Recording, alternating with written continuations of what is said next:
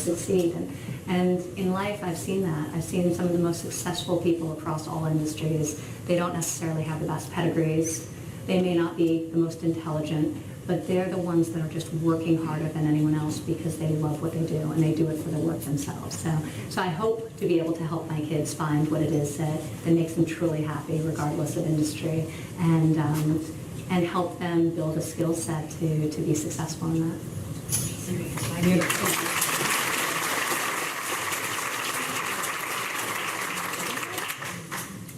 Hello and welcome. Please tell us what your name is, where you're from, and what's your question? I'm Riley Powers. Thank you so much for coming today. We are so excited to have you here. And I was just wondering, what was the best career advice that your father ever gave you? Thank you, Riley. I would actually say it was that, which was the simplest. Find what it is that you're passionate about and then doggedly pursue it. I think that's something that he modeled for me. I don't think it's any coincidence that my adult siblings and I are all in real estate. I think it was infectious. He was so passionate about it. My mother was so passionate about it that we'd come home every day, and it inspired us. I think that, and one of the things I've really learned through observation from my father was the ability to see potential in people and enable them to rise to the occasion. And I think it's one of the reasons my father is such a great leader. There are a lot of people who manage people well, and then there are other people who lead people and inspire people.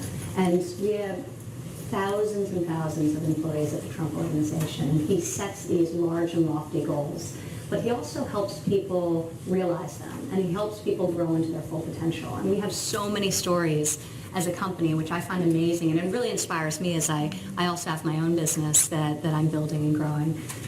I hear these stories from people about how he gave them a shot, and they didn't have the qualifications or necessary experience, but they had the passion, they had the drive.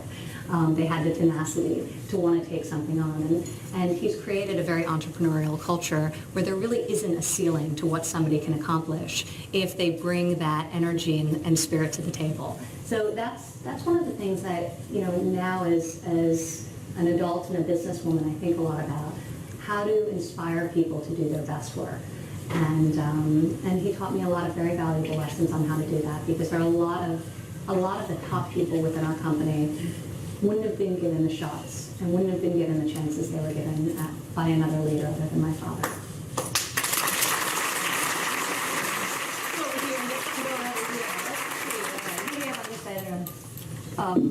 How are you? What's your name? What's Very your well, question? thank you. My name is Kathy Donato. I'm a lifelong resident of Pennsylvania. Thank you so much for joining us. Oh, thank really you. Appreciate it. As a Penn grad, would you mind sharing with us some memories you may have had of your time in the Philadelphia area? Yeah. Ooh, okay, so More than cheesesteaks. I'm censoring my answer in my mind. I'm making college memories, huh? It's actually interesting because my little sister just this past year graduated from Pennsylvania. My older brother also went to the University of Pennsylvania. My father as well. So we have a lot of memories over different decades in Philadelphia and at that school in particular.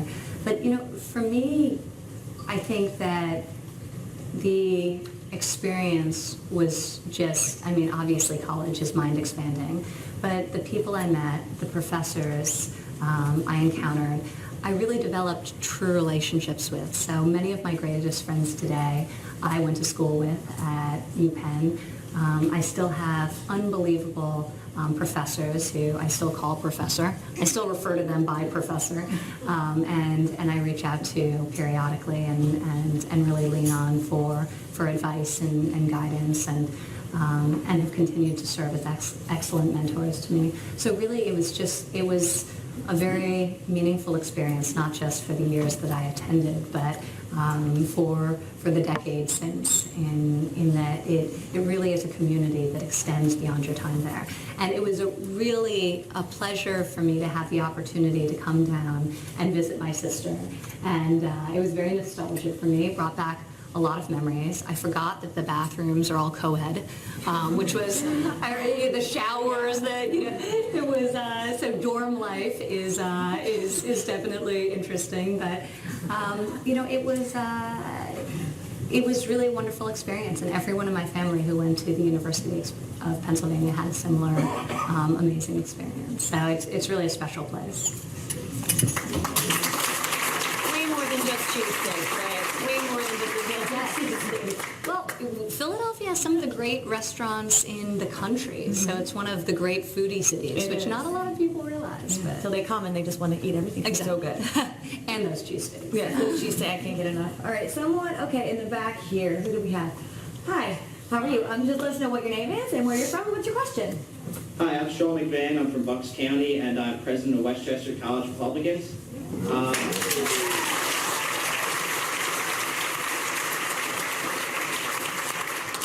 My question is, why are you confident that your dad will be a great president?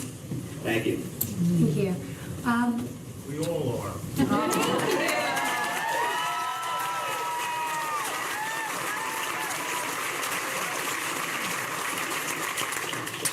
My father is an unbelievable leader. I've seen him build so many businesses. I've seen him inspire so many people. He's not afraid to think big. And there are actually a lot of people who are afraid of success. I've met many of them.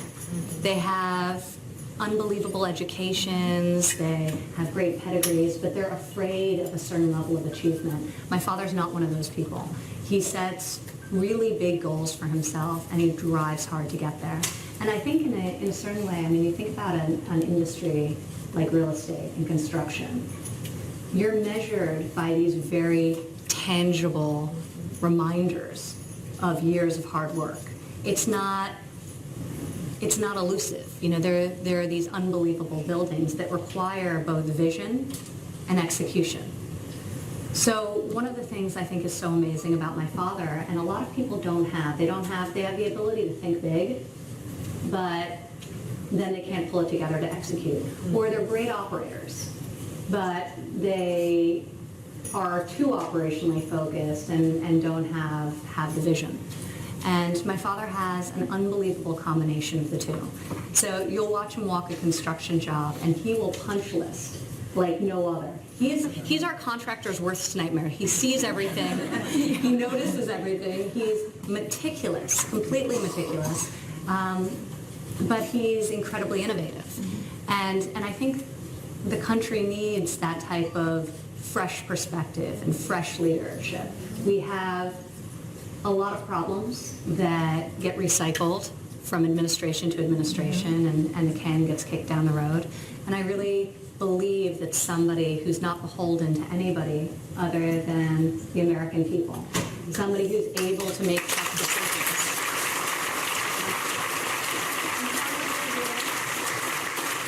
and somebody with big vision and incredible optimism for the potential of this country and its people is the right person to nominate as our next president, and I believe that's my father.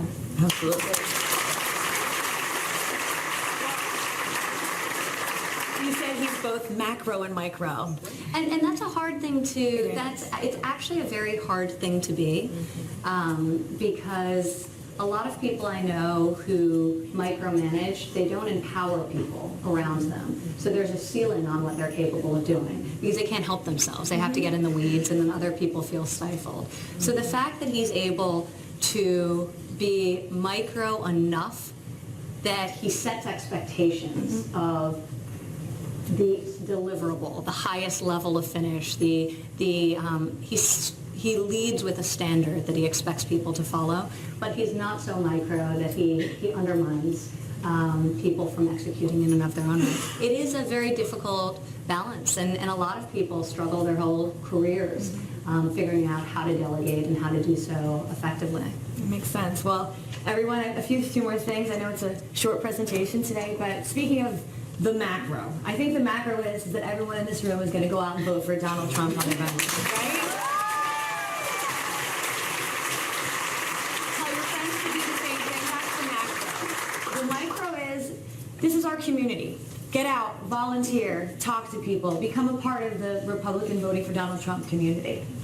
And give Ivanka Trump an amazing round of applause for being so amazing.